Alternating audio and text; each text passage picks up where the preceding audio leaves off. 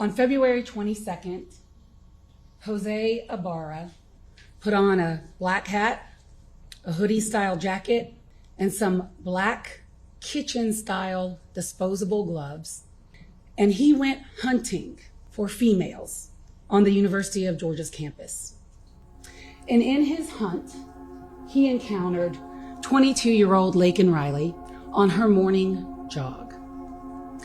And when Laken Riley refused to be his victim, he bashed her skull in with a rock repeatedly. That is what this case is all about.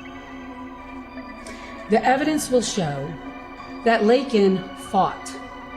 She fought for her life. She fought for her dignity. And in that fight, she caused this defendant to leave forensic evidence behind. She also marked her killer for the entire world to see. On February 22, 2024, 22-year-old nursing student Laken Riley was murdered while jogging at the University of Georgia in Athens, Georgia. Her cause of death was blunt force trauma and asphyxiation. 26-year-old Venezuelan Jose Ibarra, an undocumented immigrant, was arrested and charged with 10 counts, including felony murder, false imprisonment, and aggravated assault. This case made international news and sparked a debate over illegal immigration in the United States. Who was Laken Riley? How was it that Jose Ibarra was able to remain in the country? And how much evidence is actually stacked against him? Hope you true crime junkies came for your hit of this. Welcome to How to Deal. Laken Hope Riley was born on January 10, 2002 in Marietta, Georgia. She graduated high school in 2020 and was a member of the cross-country team. Laken was a nursing student at Augusta University in Athens, Georgia, and was even a member of the Alpha Chi Omega sorority. At 9:03 a.m. on February 22, 2024, Riley went for her usual morning run.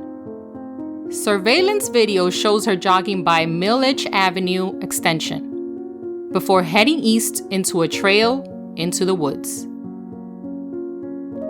Laken's smartwatch pinpoints her exact locations and painted a timeline for prosecutors to observe.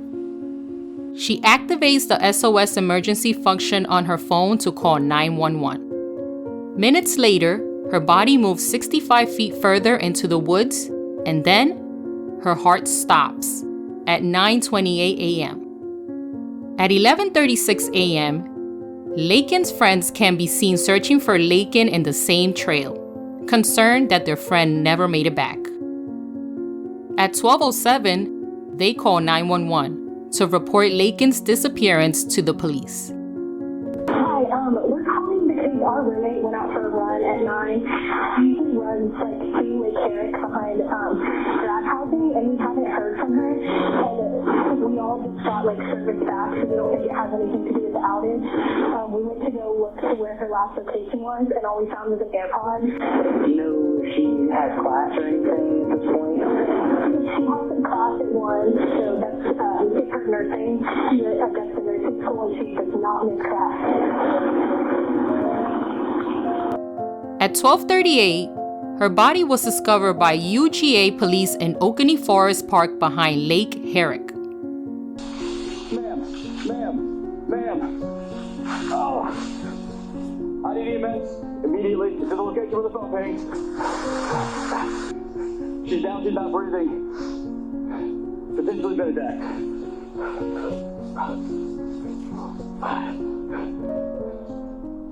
Starting CPR now.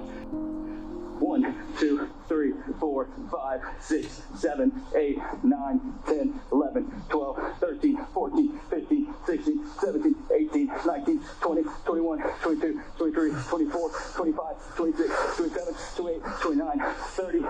I'm not getting any pulse. She's stiff. trauma to the head. Her shirt has been removed above her breasts. Her death was caused by blunt force trauma and asphyxiation, according to the county coroner.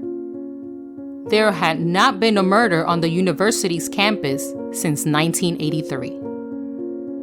But who was the one who committed this heinous crime? The perpetrator was a 26-year-old Jose Ibarra, a Venezuelan man who had entered the U.S. illegally in September 2022, crossing the United States southern border through Mexico, near El Paso, Texas. He was detained by federal authorities after crossing the border, but was later released into the country. Jose initially had a nice stay at the Roosevelt Hotel migrant shelter in New York before boarding a flight to Georgia. He's been arrested multiple times for charges including acting in a manner to injure a child less than 17. Jose and his brother are known gang members of the Venezuelan gang Tren de Aragua, which are reported to have over 5,000 members. In October 2023, they both was arrested for theft, possessing stolen items from a local Walmart. On February 23, 2024, the day after Laken Riley was murdered, police knocked on Jose's door around 2:50 p.m., waking him up from the bed. He lived just about a mile away from where Laken Riley was murdered. They found a jacket with Laken's hair on it in a dumpster near his apartment. So of course, they had some questions for him. Oh, yeah. There's hair on the buttons, ripped up sleeves. Do you have brunette? Yeah. Women's long hair wrapped up in the buttons. Jose's roommate identified him as a man throwing away the jacket from surveillance footage of the dumpster.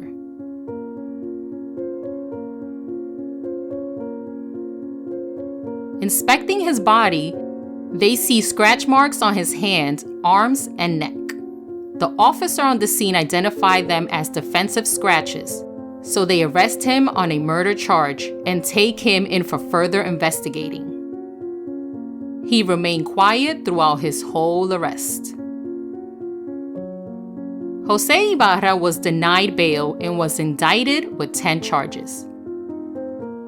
Prosecutors presented evidence to the judge that included Jose's DNA under Laken's fingernails, photo taken by the crime scene investigators showcasing his scratches, photos of some bloody rocks possibly used in the assault, his fingerprint on her phone, video of him disposing of the jacket he tossed after the attack, as well as a surveillance video showing Jose lurking around, hunting for women, as the prosecutors say. He can be seen peeping through windows and checking for unlocked doors.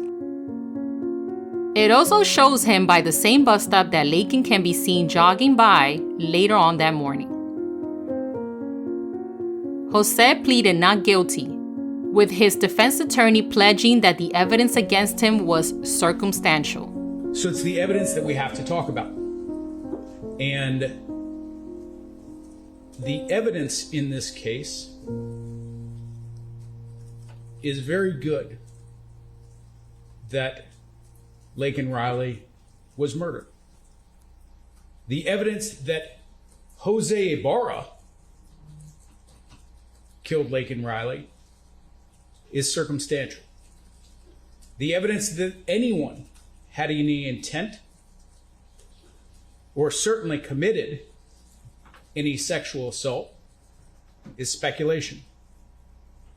On November 20, 2024, the judge found him guilty of all charges and sentenced him to life in prison without possibility of parole. Riley's murder drew widespread public interest and international media attention, especially in the United States. President Joe Biden mentioned the murder of Laken Riley during the 2024 State of the Union address, after Congresswoman Marjorie Taylor Greene shouted Riley's name at the president. Not really.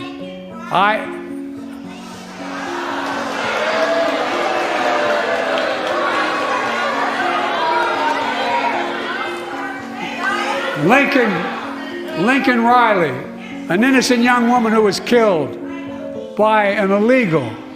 That's right. But how many of the thousands of people being killed by illegals? To her parents, I say, my heart goes out to you, having lost children myself.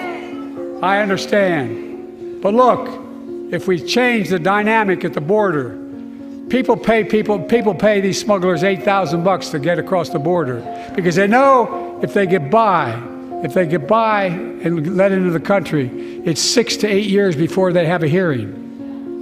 And it's worth it taking the chance of the $8,000. On March 7, 2024, the House of Representatives passed the Laken Riley Act, which would mandate federal detention of illegal immigrants who committed burglary or theft, and would allow states to file suit against the federal government for failing to enforce immigration laws.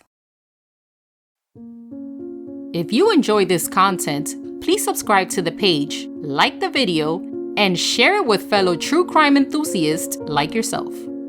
Thanks for watching, take care, and see you in the next one.